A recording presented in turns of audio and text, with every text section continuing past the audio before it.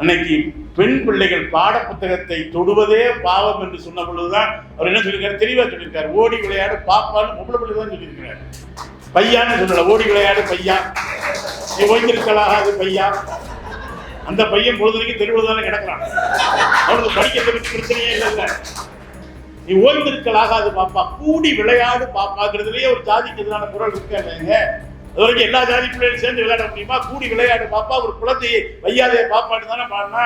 அவனை கொண்டு போய் நீ, நான் என்ன கேட்கிறேன், கையெடுத்து கும்பிட்டு கேட்கிறேன், நீங்க பாரதியாரை கொண்டு போய் பிஜேபியில் சேர்ப்பதன் மூலமாக நீங்கள் எதை சாதிக்க விரும்புகிறீர்கள்? ஒரு சிறு துருப்பு கிடைத்தா கூட பாசிசத்திற்கு எதிரான போரில பயன்படுத்துவதற்கு பதிலாக பாரதி என்கிற வைரத்தூணை கொண்டு போய் ஒரு எதிரியின் கையிலே கொண்டு போய் வைக்க துடிக்கிறீர்களே, அது யாருக்கு லாபமாக அமையும்? அதே போல நண்பர்களே, இந்த மலையப்பனுக்காக நீதிமன்ற அவமதிப்பு வழக்கை சந்தித்தவரும் பெரியார், ஒரு தலித் உயர்நீதிமன்றத்தின் வழக்கறிஞர் ஆவதற்கும் காரணமாக இருந்தவர் பெரியார், இன்றைக்கு கல்வியை பொதுவாக்கியவர் பெரியார்.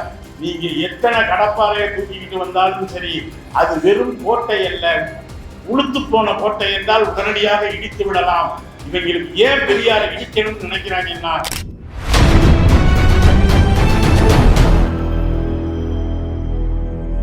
இது பாரதியையும் பெரியாரையும் நேர் எதிரெதிராக நிறுத்துகிற மேடை அல்ல. பாரதி பெரியார் என்கிற இரண்டும் தண்டவாளங்களை போன்றவர்கள். அந்த தண்டவாளத்தின் மீது தமிழ் சமூகம் தன்னுடைய பயணத்தை தொடர வேண்டும் என்பதற்காக நடத்தப்படுகிற ஒரு ஒத்திசைவான கருத்தரங்கம். நமக்கு சினிமா பார்த்து பார்த்து என்ன பழக்கமாயிருச்சுன்னா, நம்முடைய மேடை கலைவாணர் நன்மாரன் தான் சொல்லுவார், ஒரு படத்துக்கு போனா யாரு வில்லன் யாரு கதாநாயகன்,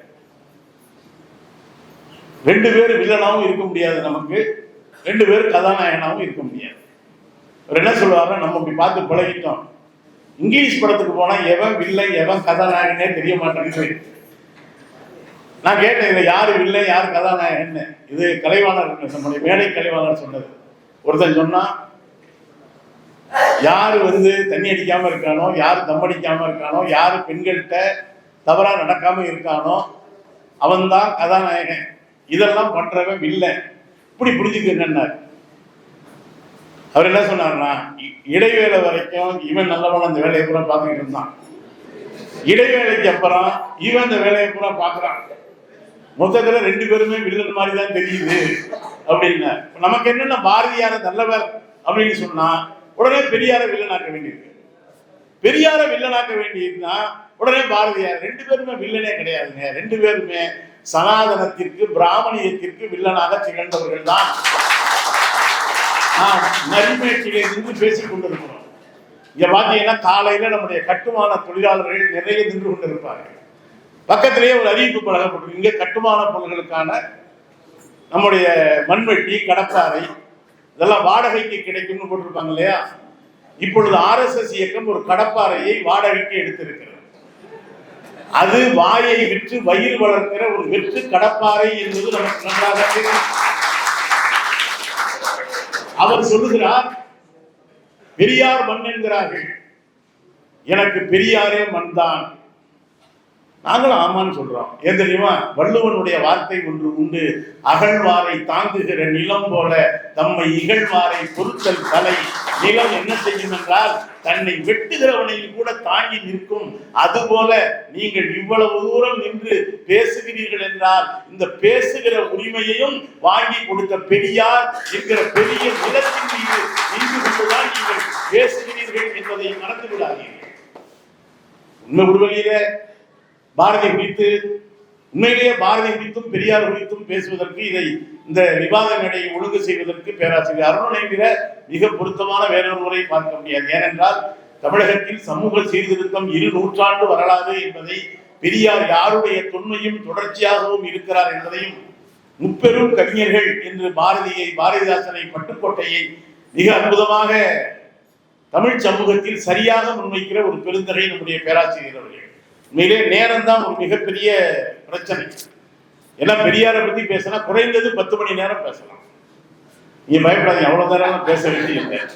ஏன்னா ரெண்டு பேருமே பாரதி வாழ்ந்த காலம் காட்டி சொன்னார். 39 ஆண்டுகள் தாங்க பாரதி வாழ்ந்த காலம், 40 வயதை கூட பார்த்தா ஒரு முண்டாசு கட்டி ரொம்ப காலம் வாழ்ந்தவர் கூட தெரியும்.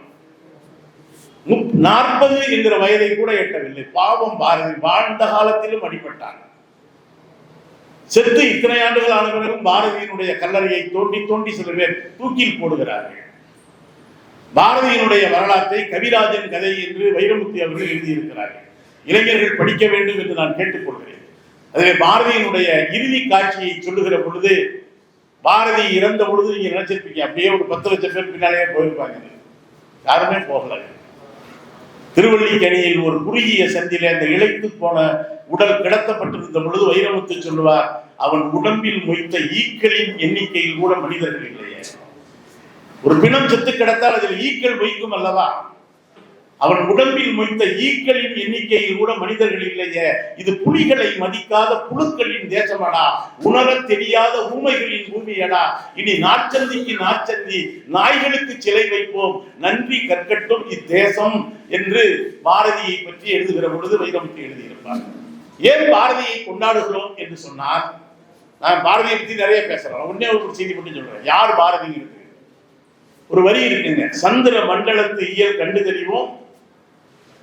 இந்த பாட்டு உங்களுக்கு தெரியும், பாரதியினுடைய பாட்டு. சந்திர மண்டலத்துக்கு அப்பெல்லாம் நிலாவுக்கு மனுஷன் போகாத காலத்திலே இங்க இருந்து சொன்னா, சந்திர மண்டலத்து இயல் கண்டு தெரிவோம். சந்திரன்ல போய் என்ன இருக்குன்னு பார்த்துட்டு வரணும் தான் சொன்னான்.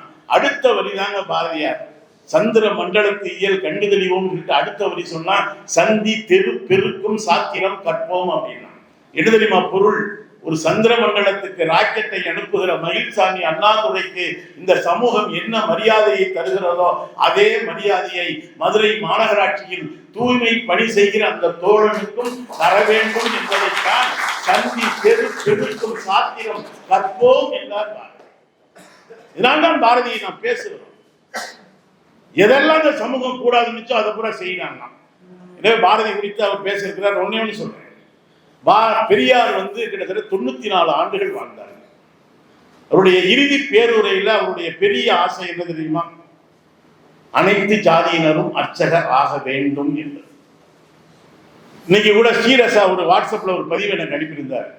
ஸ்டீபன் ஹாக்கின்ஸ் என்கிற உலகத்தினுடைய தலை சிறந்த விஞ்ஞானி, உடலில் எந்த பாகமும் இயங்காது, மூளையை தவிர. அவர் கடவுள் நம்பிக்கை அற்றவர். அவற்றை போய் கேட்கிறாங்க, கடவுள் இல்லைன்னு சொல்றீங்களே, கடவுள் வந்தா என்ன செய்வீங்க? இந்த கேள்விக்கு என்னெல்லாம் பதில் சொல்றான். ஒரு விஞ்ஞானி பதில் சொல்றாரு, கடவுள் இல்லை என்பதுதான் என்னுடைய உறுதியான கருத்து. அப்படி கடவுள் வந்தால் அந்த கடவுள் என்ன மூலக்கூறுகளால் செய்யப்பட்டிருக்கிறது என்பதை ஒரு விஞ்ஞானி கடவுள் தான் இந்த உலகத்தை படைத்தார் என்று சொல்கிறார்களே, இந்த உலகத்தை படைப்பதற்கு முன்னால் கடவுள் என்ன செய்து கொண்டிருந்தார்?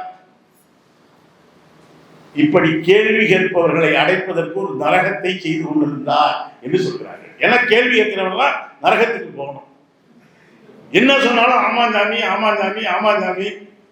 கொடுத்த காசை விட ஓவரா நடிச்சிருக்காரு இன்னைக்கு அண்ணன். எவ்வளவுன்னு தெரியல.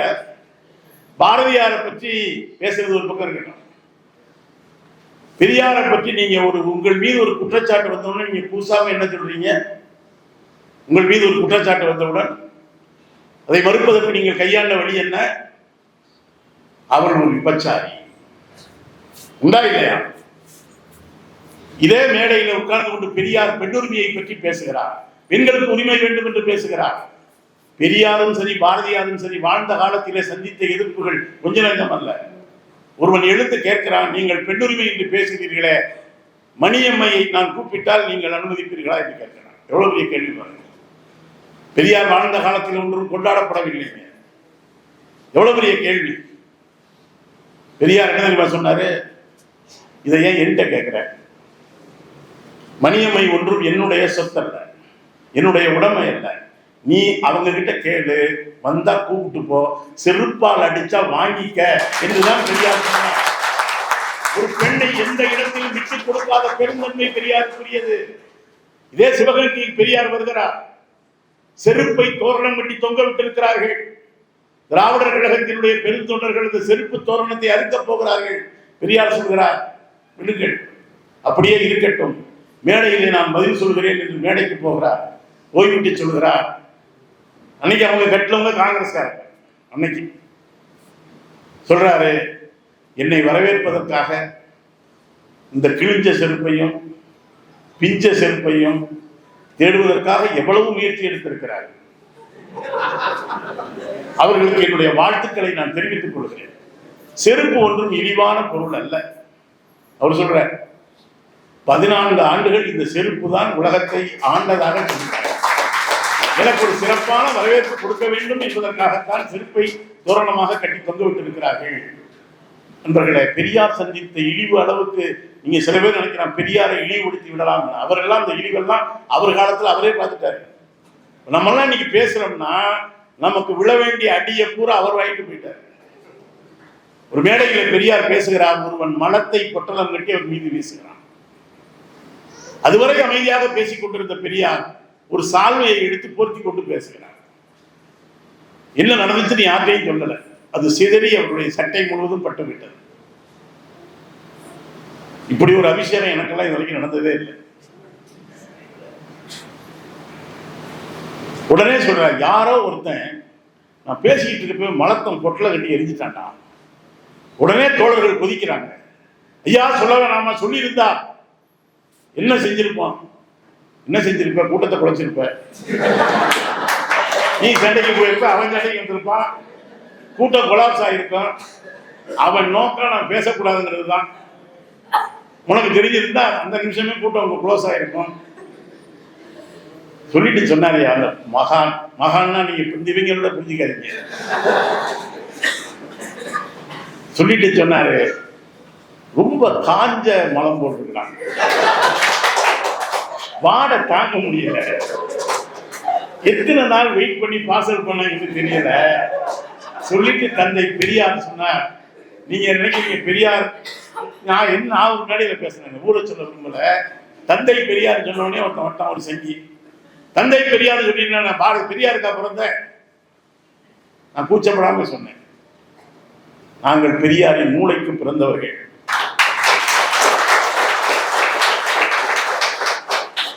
சொல்லிட்டு பெரியார் சொன்னாரு, ரொம்ப கெட்ட வாடை அடிக்குது, ஆனா இந்த ஜாதிங்கிற மலம் வீசுகிற வாடையை விட இந்த வாடை கொடுத்து கொள்ளக்கூடியதுதான். இங்க காசி இப்ப அடிக்கடி பேசப்படுகிற ஒரு ஊராக இருக்கிறது. இங்க ஒருத்தர் சொல்றாரு, நானும் பாரதியார் ஓரளவு படிச்சிருக்கிறேன், எனக்கு தெரிந்து காசியிலே அரசவையிலே பாரதியார் இருந்ததாக தெரியவில்லை. அங்கே போய் அவர் வருவப்பட்டு தான் கிடந்தாரு. அதனாலதான் எட்டயபுரம் ஜமீன்தார் திரும்ப கூப்பிட்டு வந்தார். இவர் நடிச்சுடுறாரு, காசியிலே பாரதியார் அரசவையிலே இருந்த பொழுது இவர் தான் மசாலா வாங்கி கொடுத்தார் பக்கத்தில். பல நாள் பசித்து கிடந்தான் பாரதி. அப்போது கூட எத்தனை கோடி இன்பம் வைத்தாய் இறைவா என்று பாடுகிற பெருங்கவியனாக பாரதி இருந்தார். இதே பெரியார் வாழ்க்கையிலேயும் காசி ஒரு திருப்பு முனை. அப்பெல்லாம் ஒரு கடவுள் நம்பிக்கை உண்டுங்க. பெரியார் ஒன்றும் பிறக்கிற பொழுதே கடவுள் நம்பிக்கை இல்லாமல் பிறக்கவில்லை. ஒரு முறை தவத்திற்கு குற்றப்பிடிகளார் கேட்கிறாரு, சாமி பெரியார, உங்களுக்கும் கடவுளுக்கும் என்ன பிரச்சனை? பெரியார் சொல்றாரு, எனக்கும் அவருக்கு என்னையா பிரச்சனை? இன்னும் சொல்ல போனா அவரை நான் பார்த்ததே இல்லையா, பார்க்காத ஒரு ஆள் கூட எனக்கு என்னையா பிரச்சனை இருக்க போகுது சொல்லிட்டு இந்த காசியில பெரியார் ஒரு சூத்திரர்களால் நடத்தப்படுகிற சத்திரத்துக்கு சாப்பிட போகிறார். இவர் சாப்பிடக்கூடாதுட்டாங்க, பிராமணர்கள் மட்டும்தான் சாப்பிடணுட்டாங்க. இவர் என்ன பண்ணிட்டார், நம்மால் அதெல்லாம் பயப்பட மாட்டார், போனாரு, சட்டையை கத்தாரு, ஒரு பூணூலை போட்டு விட்டார்.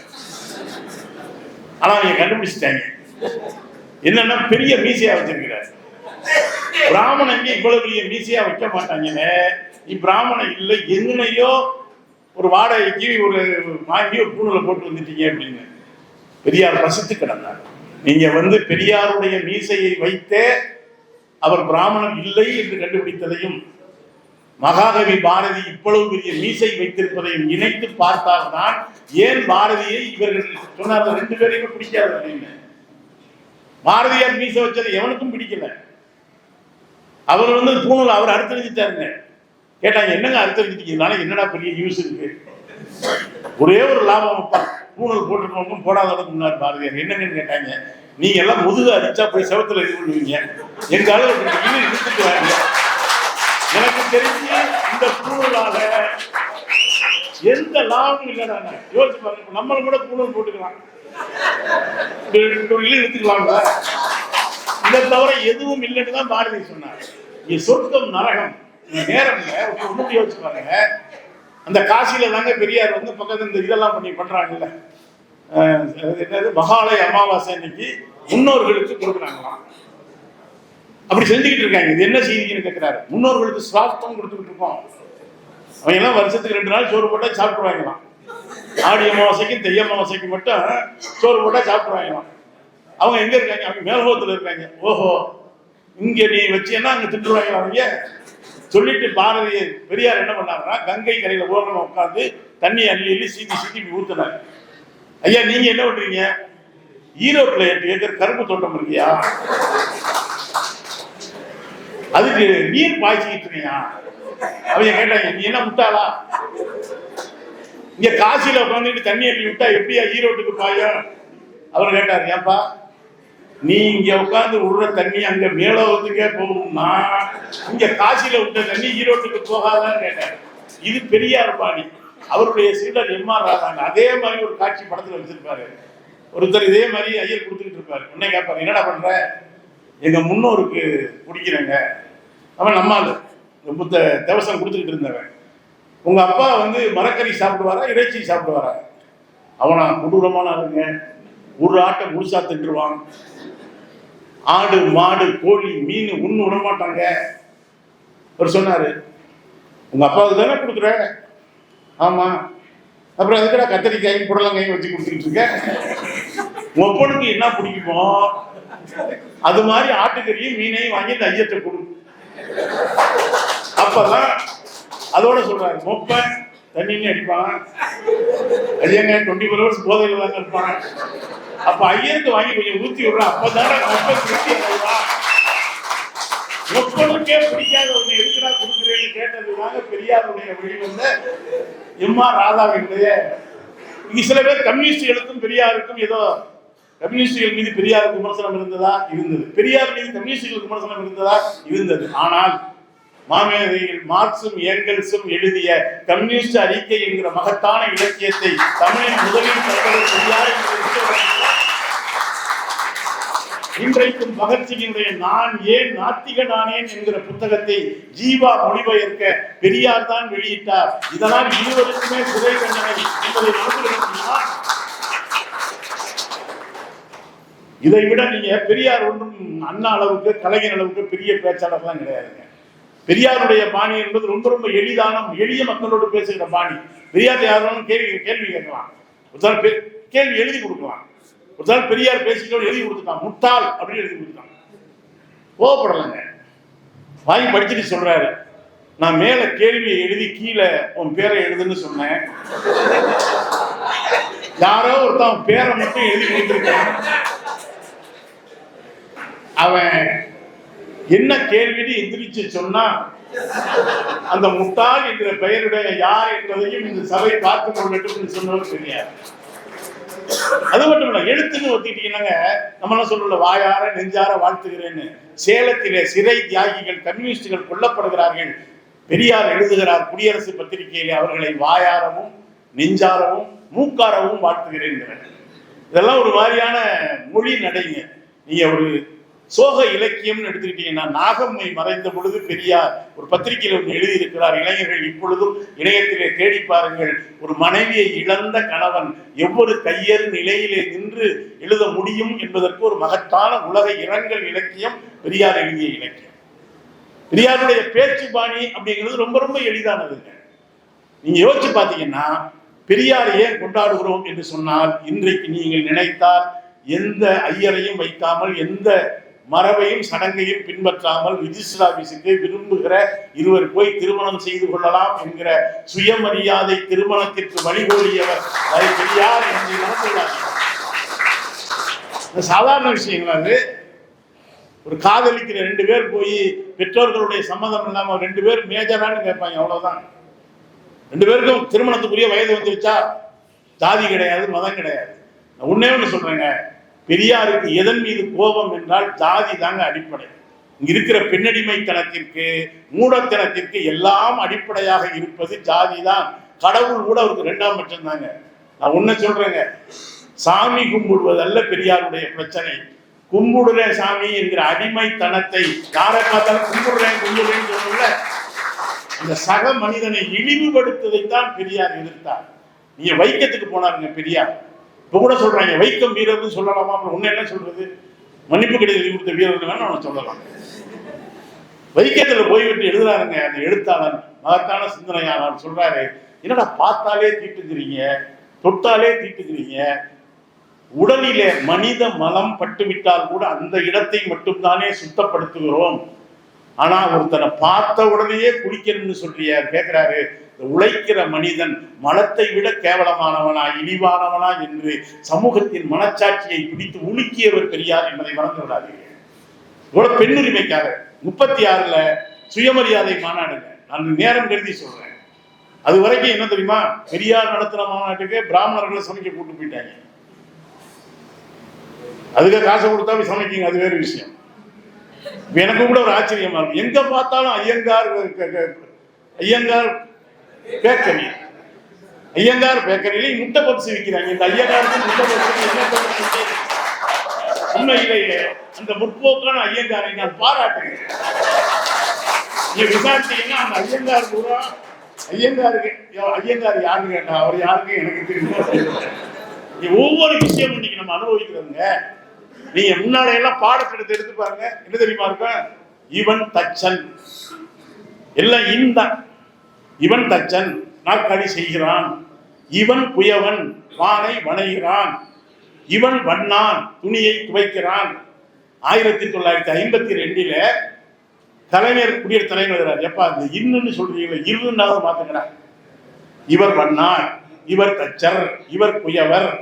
அதுல என்ன தெரியுமா வேடிக்கை, பழைய பாடம் படிச்சவங்களே இருக்க மாட்டீங்க, அப்படி பாடம் போட்டிருப்பாங்க தொழில்னு. இவர் தச்சர், இவன் வண்ணான், இவன் புயவன் போட்டுட்டு கடைசியா ஒரு கேரக்டர் போட்டிருப்பாங்க, இவர் ஐயர். என்ன தொழில்?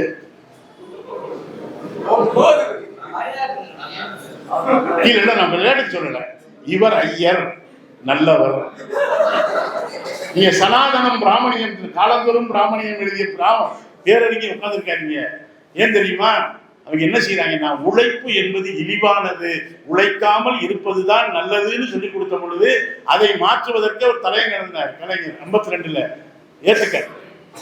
பிறகு சட்டமன்றத்துக்கு போறாரு, தீர்மானம் கொண்டு வராரு, இந்த பாட புத்தகத்துல இந்த இன்ன பூரா இருளா மாத்தணும்னு. முடியாதுன்ட்டாங்க. 75ல அவர் முதலமைச்சரா வந்த பிறகுதான் பாடத்துல இருந்த இன்னு பூரா இருளாச்சு. மறந்துடாதீங்க. ஒன்னொன்னுக்குங்க இந்த திருமண முறையை கொண்டு வரதுக்கு, தமிழ் சீர்திருத்த முறை கொண்டு வரதுக்கு திருக்குறளை கொண்டாடியவர். நீங்க உன்னே ஒன்று நான் சொல்லி முடிக்கிறேன். இங்க மகள் அழகா இவங்களுடைய பாட்டை சொன்னாங்க, தொண்டு செய்து பழுத்த பலம் தூயதாடி மார்பில் விழும் மண்டை சுரப்பை உலகுதொல்லும் மனக்குகையில் சிறுத்த இடம் அவர்தான் பெரியார் என்பது பாவேந்தர் பாடிய பாட்டு. இவங்க என்ன சொல்றாங்கன்னா, நாங்க பாவேந்தரை கொண்டாடுவோம், பாவேந்தர் பாடிய பெரியாரை ஏற்றுக்க மாட்டோம்னு ஒரு குரூப். ஏன் பெரியாரையும் பாரதியாரோட விமர்சிக்கலாங்க, தப்பு கிடையாது. கொஞ்சம் பெரியார் சொன்ன பகுத்தறிவு அடிப்படையிலாவது விமர்சிங்க. எனக்கு அவருடைய பேர் சொல்ல விரும்பல, எனக்கு ரொம்ப பிடிச்சவருங்க அவரு. அவர் சொல்றாரு, இந்த பாரதியார் ரொம்ப மோசங்க. இங்க பாரதிதாசன் பாட்டு எடுங்க, என்ன சொல்றாரு, நூலைப்படி சங்கத்தமிழ் நூலைப்படி, காலையில் படி மாலையில் படி கடும்பகல் படி பொருள் படும்படி நூலைப்படி சங்கத்தமிழ் நூலைப்படின்னு எந்த நேரமும் பாரதிதாசன் படிக்க சொல்றாரு. ஆனா பாரதியார் என்னங்க சொல்றாரு, என்ன சொல்றாரு, ஓடி விளையாடு பாப்பா, நீ ஓய்ந்திருக்கலாகாது பாப்பா, காலை எழுந்தவுடன் படிப்பு, பின்பு கனிவு கொடுக்கும் நல்ல பாட்டு, மாலை முழுவதும் விளையாட்டு என்று பழக்க கொடுத்து அவங்க பிள்ளைய எப்பவும் படிக்கணுமா, நம்ம பிள்ளைய காலையில மட்டும் படிச்சு உருப்படாம போகட்டும்னு சொல்லியிருக்காருங்க பாரதியார் சொன்னா இத பெரியாரே ஒத்துக்குவாரா? அவர் சொன்னதுக்கே முரணா இருக்க. அன்னைக்கு பெண் பிள்ளைகள் பாட புத்தகத்தை தொடுவதே பாவம் என்று சொன்ன பொழுதுதான் அவர் என்ன சொல்லியிருக்காரு, தெளிவா சொல்லியிருக்காரு, ஓடி விளையாடு பாப்பான்னு பொம்பளை பிள்ளை தான் சொல்லியிருக்கிறார், பையான்னு சொல்லல. ஓடி விளையாடு பையா, நீ ஓய்ந்திருக்கலாகாது பையா. அந்த பையன் பொழுதுக்கு தெருவில் தானே கிடக்குறான், அவனுக்கு படிக்கிறதுக்கு பிரச்சனையே இல்லை. நீ ஓய்ந்திருக்கலாகாது பாப்பா, கூடி விளையாடு பாப்பாங்கிறதுலயே ஒரு ஜாதிக்கு எதிரான குரல் இருக்க இல்லைங்க. அது வரைக்கும் எல்லா ஜாதி பிள்ளைகளும் சேர்ந்து விளையாட முடியுமா? கூடி விளையாடு பாப்பா, ஒரு குழந்தையை வையாதே பாப்பான்னு தானே பாடினா. அவனை கொண்டு போய் நீ, நான் என்ன கேட்கிறேன், கையெடுத்து கும்பிட்டு கேட்கிறேன், நீங்க பாரதியாரை கொண்டு போய் பிஜேபியில சேர்ப்பதன் மூலமாக நீங்கள் எதை சாதிக்க விரும்புகிறீர்கள்? ஒரு சிறு துருப்பு கிடைத்தா கூட பாசிசத்திற்கு எதிரான போரிலே பயன்படுத்துவதற்கு பதிலாக பாரதி என்கிற வைரத்தூணை கொண்டு போய் ஒரு எதிரியின் கையிலே கொண்டு போய் வைக்க துடிக்கிறீர்களே, அது யாருக்கு லாபமாக அமையும்? பெரியார் பேசுகிற அதே இதுல தாங்க ரெண்டையும் இணைச்சுதான் கொண்டு போக வேண்டும். இன்றைக்கு இருக்கிற சமூக தேவை. அவனை பாருங்க, யாரு கிடைச்சாலும் ஏன் ஆளுங்கிறாங்க. பாபா சாஹேப் அம்பேத்கர் இங்க அருண் இருக்காரு, அருண் சோரி ஒரு காலத்துல எவ்வளவு அவதூறு பண்ணாப்புல அம்பேத்கரை, RSS சித்தாந்தி. இன்னைக்கு அம்பேத்கரை அவங்க சேர்த்துக்க பாக்குறாங்க. அவங்க சேர்த்துக்க முடியாத ஒரே ஆளு பெரியார் மட்டும்தாங்க. கிட்டையே போக முடியாது. அது ஒரு அக்கினி குண்ட மாதிரி தகிக்கும் கிட்ட போனால. எனவே நண்பர்களே, என்றும் பெரியார் எப்போதும் பாரதியார் இவங்க ரெண்டு பேரும் ஏன் இணைச்சு சொல்றோம்னா, ரெண்டு பேருமே பெண் உரிமைக்காக பேசியது. சகோதரி கூட சொன்னாங்க, அவர் பெண் உரிமைக்கு பெரியாருக்கு முன்னாலேயே பேசினாங்க. உண்மையா இல்லையா பாரதியார்? பிறகு பாரதியை பெரியார் கொஞ்சம் அதிரடியா சொல்றாங்க. அவர் சொல்றாரு பெண்களை பார்த்து, நீ எல்லாம் எதுக்குமா இவ்வளவு பெரிய சேலை கட்டுறீங்க? ஆம்பளைங்களை பாருங்க டவுசரோட சுத்துறாங்க. இன்னும் கூட சொல்றாரு, சொன்ன தப்பா நினைக்கிறீங்க. அவர் சொன்னார், இவ்வளவு பெரிய முடியெல்லாம் வளர்க்காதீங்க, அதுல பேணி பண்ணை வளர்ப்பதை விட பெருசு மாதிரி ஆம்பளைங்க மாதிரி கிராப் போட்டீங்கன்னாரு. அவர் ஒரு சைஸானவர். இதே மதுரை ரயில்வே ஸ்டேஷன்ல ஒரு தடவை நாவலர் கூட வர்றாரு. ஏதோ ஒரு நாவாயிரம் கொடுத்து வாழைப்பழம் வாங்கிட்டு வந்துருக்காரு. அப்பெல்லாம் ஒரு நாவுக்கே மதுரை ஸ்டேஷன்ல ஒரு பெரிய சீப்பே கொடுத்துட்டாங்க. இவர் கொண்டாந்து கொடுத்துட்டாரு. இவர் சொல்றாரு, எதுக்கு இவ்வளவு வாங்கியிருக்க? நான் சாப்பிட ஒரு பழம் தானே கேட்டேன். அதுக்கு நாவலர் சொல்றாரு, இல்லைங்கய்யா எல்லாரும் சாப்பிடலாம், எல்லாரும் அவரால் வாங்கி சாப்பிடுங்க, என் காசுல பொங்கல் வைக்கலாம்னு பாக்குறீங்களா? அவர் சொல்றாரு, இந்த ஒரு பழத்துக்குள்ள காசு மட்டும் தான் நான் கொடுப்பேன், மிச்ச பழத்தை ரயில் புறப்பட அரை மணி நேரம் வித்துட்டு வந்துருக்கிறாரு. அப்படி சேர்த்து ஏதாவது அவர் சுத்தத்தை சேர்த்துக்கிட்டாராங்க. அவரை நீ நினைச்சல, யார் நினைச்சாலும் இழிவுபடுத்த முடியாது. இதே திருச்சியில இருக்கு பெரியார் சிலை, யாரோ கொஞ்சம் இழிவுபடுத்திட்டாங்க. உடனே பெரியார் காலேஜ்ல ஸ்ட்ரைக்கு. பெரியார் வர்றாரு, ஏன்பா காலேஜுக்கு போகாம நீங்க நிக்கிறீங்க? ஐயா உங்க சிலையில ஏதோ தார் பூசிக்கிட்டாங்க, பூசிட்டு போறான் இல்லையா, இழிவுபடுத்திட்டாங்க. அவர் சொல்றாரு, இல்லை அவங்க இழிவுபடுத்தலடா, நீங்க தானே இழிவுபடுத்துறீங்க, நீங்க எல்லாம் படிக்கணும்னு தானே நான் போராடிக்கிட்டு இருக்கேன். நீ என் சிலையை இழிவுபடுத்திட்டேன்னு காலேஜுக்கு போகலன்னா அவன் என்னை இழிவுபடுத்தல, நீ தான் என்னை இழிவுபடுத்துற, போய் படி, இன்னும் நானே அவனுக்கு 2 தார்டின்னு வாங்கி கொடுக்க, நீ போய் படுறா அப்படின்னு. பெரியாரே கருத்து தார்டிட்டு பூசினா என்ன புதுசா கருத்து வந்துட போகுது? நண்பர்களே, பாரதியையும் பெரியாரையும் எதிரெதிராக நிறுத்துவது நியாயம் அல்ல. இன்னும் சொல்ல போனால், நீங்க பாரதிதாசனுடைய பெரியார் சொன்னதை கேட்டிருப்பீங்க. ஈழத்து கவிஞர் காசி ஆனந்தன் சொல்லுவார், அறிவை கெடுப்பாரை மானத்தை தடுப்பாரை அடியோடு பெயர்க்க வந்த கடப்பாறை. அது கடப்பாறை வேற கடப்பாறை, இது வாடகை கடப்பாறை, அது ஒரிஜினல் கடப்பாறை. எத்தனையோ பாறையை பார்த்த கடப்பாறை தான் அது. வானமும் மையமும் உள்ள யார் மறப்பார் பெரியாரைங்கிற பாட்டு கேட்டிருப்பீங்க. நீங்க காசி ஆனந்தன் பாட்டு தெரியும். கண்ணதாசன் பெரியாரை பத்தி சொன்னதை மட்டும் உங்களுக்கு நான் சொல்ல விரும்புறேன். கண்ணதாசன் பெரியாரை பத்தி என்ன சொல்றாருன்னா, ஊன்றி வரும் தடி சற்று நடுங்க கூடும். பெரியார் கடைசி வரைக்கும் அந்த தடியை ஊனிட்டு தான் வருவார். ஊன்றி வரும் தடி சற்று நடுங்க கூடும், உள்ளத்தில் உரத்தினில் நடுக்கம் இல்லை. அவர் பிடிச்சிருக்க தடி கொஞ்சம் நடுங்கும்டா, ஆனா அவர் சிந்தனையில நடுக்கம் இல்லை. நீதிமன்றின் நீதிக்கும் நீதி சொல்வார்.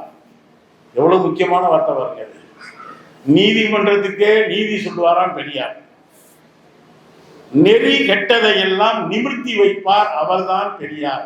இந்த நீதினு சொன்னாங்கல்ல, ஒன்னே ஒன்று நான் சொல்லி முடிக்கிறேன். மலையப்பன்னு ஒரு கலெக்டருங்க, ஒரு மக்கள் கலெக்டர் மலையப்பன்னு சொல்லுவாங்க. அந்த மலையப்பன் என்ன பண்ணாருன்னா, திருச்சியில ஒரு போராட்டம், விவசாயிகள் நிலத்திலே இறங்கி விவசாய தொழிலாளிகள் உழுகிறார்கள். இவர் போலீஸ் அனுப்பி போராட்டம் நடத்துறவங்களுக்கு பாதுகாப்பு கொடுக்கிறார். யாரு? கலெக்டர். யாருக்கு பாதுகாப்பு கொடுக்கணும்? நில உடைமையாளர்களுக்கு பாதுகாப்பு கொடுக்கணும். இவங்க ஸ்ட்ரைக் பண்ணவங்களுக்கு போலீஸ் அனுப்பி பாதுகாப்பு கொடுத்துட்டார். அந்த ராசிகள் பூரா போய் கேச போட்டாங்க. இந்த மாதிரி கலெக்டர் நாங்க போலீஸ் ப்ரொடெக்ஷன் கேட்டா போராடுறவங்களுக்கு ப்ரொடெக்ஷன் கொடுக்குறாருன்னு. 2 உயர் ஜாதி என்று தங்களை கருதி கொள்கிற நீதிபதிகள் இந்த கலெக்டர் சொன்னது தப்புன்னு சொல்லி என்ன தெரியுமா தீர்ப்பு எழுதுனாங்க? காலங்காலமாக நீதிபதிகள் பல பேர் இப்படித்தான் இருக்காங்க. 2 நீதிபதியை சொன்னாங்க, இவரை யாரா கலெக்டரா, நீங்க யார? மலையப்பன. இவர் யாரை கலெக்டர் ஆக்கினார்கள்? இவர் கலெக்டர் பதவி வகிப்பதற்கே தகுதி இல்லாதவர், இவரை பணி நீக்கம் செய்ய வேண்டும் என்று எழுதினார்கள் 2 நீதிபதிகள். பெரியார் திருச்சியிலே போராட்டம் நடத்தினார். மறந்துடாதீங்க. நீதிமன்ற அவமதிப்பு வழக்குங்கிறாங்கல்ல, தமிழ்நாட்டிலே முதல் நீதிமன்ற அவமதிப்பு வழக்கை சந்தித்தவர் பெரியார். இந்த மலையப்பன் யாருமே எனக்கு தெரியாதுங்க. அவர் கருப்பா சிவப்பால் கூட தெரியாதுங்க. எனக்கு எந்த பழக்கம் இல்லைங்க. ஆனால் ஒரு நீதியின் பக்கம் நின்றதால் ஒரு கலெக்டருக்கு நீ பதவி நீடிக்க தகுதி இல்லை என்று நீதிபதிகள் சொல்வீர்களே, ஆனால் அந்த நீதிபதிகளை எதிர்க்கவும் தயங்க மாட்டேன் என்று சொன்னவர் தான் பெரியார். அதே போல சென்னை உயர்நீதிமன்றத்தினுடைய 119 ஆண்டு கால வரலாற்றில் ஒரு பட்டியலினத்தை சேர்ந்தவர் கூட நீதிபதி கிடையாதுங்க. மறந்துடாதீங்க. நீதிமன்றங்களுக்குள்ள பல நீதி இருக்கு. 119 வருஷமா சென்னை உயர் நீதிமன்றத்துல ஒரு தலித் கூட நீதிபதி கிடையாது. ஒரு வழக்கறிஞர் மாநாட்டிலே பெரியார் பேசுகிற பொழுது சொன்னார், இது நீதிமன்றமா, இதுவரைக்கும் ஒரு பட்டியலினத்தை சேர்ந்தவர் கூட கிடையாத பொழுது நல்ல வேளை இன்றைக்கு கலைஞர் முதல்வராக இருந்தார். உடனடியாக கடலூர்ல இருந்த ஒரு நீதிபதியை கண்டுபிடித்து சென்னை உயர் நீதிமன்றத்தினுடைய நீதிபதியாக நியமித்தார். 119 ஆண்டுகால வரலாற்றில் அவர் பிறகு உச்ச நீதிமன்றத்தினுடைய நீதிபதியாகவும் உயர்ந்தார் என்பதுதான் பெரியார் என்பதை மறந்து விடாதீர்கள். சில பேர் கேட்கிறாங்க, என்ன செஞ்சார் பெரியார் அப்படின்னு. அதே போல நண்பர்களே, இந்த மலையப்பனுக்காக நீதிமன்ற அவமதிப்பு வழக்கை சந்தித்தவரும் பெரியார். ஒரு தலித் உயர் நீதிமன்றத்தின் வழக்கறிஞர் ஆவதற்கும் காரணமாக இருந்தவர் பெரியார். இன்றைக்கு கல்வியை பொதுவாக்கியவர் பெரியார். நீங்க எத்தனை கடப்பாறையை தூக்கிக்கிட்டு வந்தாலும் சரி, அது வெறும் கோட்டை அல்ல, உளுத்து போன கோட்டை என்றால் உடனடியாக இடித்து விடலாம். இவங்களுக்கு ஏன் பெரியாரை இடிக்கணும்னு நினைக்கிறாங்கன்னா, எல்லா மாநிலத்திலும் ஏதோ ஒரு வடிவத்தில் நுழைஞ்சு பார்க்கிறாங்க. இங்கே ஒரு பெரியார் என்கிற பேரரண் அவர்கள் வளர்ச்சியை தடுத்து நிற்பதால் தான் இவர்கள் பெரியாரை தகர்க்க துடிக்கிறார்கள். நம்மளை பொறுத்த வரைக்கும் பேராசிரியர் அருணன் போன்றவர்கள் மிகச்சரியாக நெறிப்படுத்துகிறார்கள். எங்களுக்கு ஜாதிகள் இல்லையடி பாப்பா, உள்ள தாழ்ச்சி உயர்ச்சி சொல்லல் பாவம் என்று சொன்ன பாரதியையும் முருகையிலும் எப்படி அழகர் கோயிலுக்கு வர்ற அப்ப என்ன செய்வான்னா, 2 பிள்ளைய தூக்கி 2 தோல்ல வச்சுவான். பார்த்துருக்கீங்களா? இந்த பக்கம் ஒரு பிள்ளை இருக்கு, இந்த பக்கம் ஒரு பிள்ளை இருக்கு. நீங்க போய் எப்பா 2 பிள்ளைய தூக்குற ஒரு பிள்ளை இறக்கி விடு. அந்த தகப்பனுக்கு 2 பேருமே 2 பிள்ளை தான். எங்களை பொறுத்தவரை, டிஒய்எஃப்ஐ பொறுத்த வரைக்கும், தாமியா காசாவை பொறுத்த வரைக்கும், பெரியார் என்கிற தகப்பனை ஒரு தோடிலும் பாரதி என்கிற தகப்பனை 2 தோடிலும் வைத்து நாங்கள் இந்த சமூகத்தினுடைய வரலாற்று கொடுமைகளுக்கு எதிராக போராடுகிறோம். இப்படி ஒரு நல்ல பொருத்தமான விவாத மேடையை ஏற்பாடு செய்த இந்திய ஜனநாயக வாலிபர் சங்கத்தில், ஏன் உண்மையை ஜனநாயக வாலிபர் சங்கம்னா நாங்கள் 2 பேரையும் சேர்த்து பேசும் பொழுதே இங்கே பெரியார் குறித்த திராவிட பார்வை என்கிற புத்தகத்தையும் விற்கிறார்கள். இதெல்லாம் விவாதிப்போம், தப்பே கிடையாது. ஆனால் யாரையும் இழிவு செய்யாமல் இது குறித்தும் விவாதிப்பதற்கான ஒரு பறந்து விரிந்த ஜனநாயக மேடையைத்தான் பாரதியும் பெரியாரும் விரும்பி இருப்பார்கள் என்று சொல்லி என் வார்த்தையை நிறைவு செய்கிறேன். நன்றி.